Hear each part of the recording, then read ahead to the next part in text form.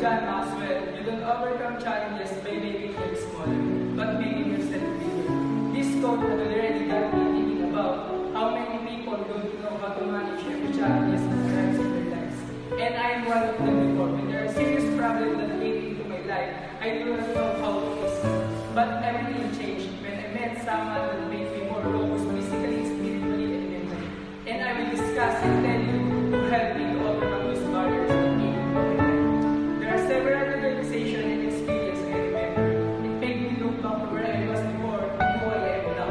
I've learned a lot from my experience in life that I feel I never going to be able to physically walk. But when I accepted Jesus Christ as my Lord and Savior, everything changed. That the life I want had no destination in the future, but it gave me a reason to continue to fight for my values and dreams.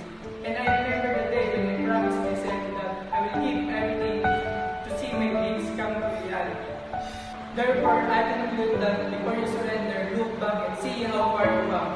See how this obstacle have transformed you from a nobody to unstoppable and unbreakable someone. Will you see that life is stressful and complicated, but believe that the school life will be something waiting on the other hand. Your faith, your sweat, and in our Lord, keep dreaming, keep fighting, keep reminding yourself of your goals and intention. And one day when you reach the goal, you will thank yourself for not giving up. And the most important lesson I learned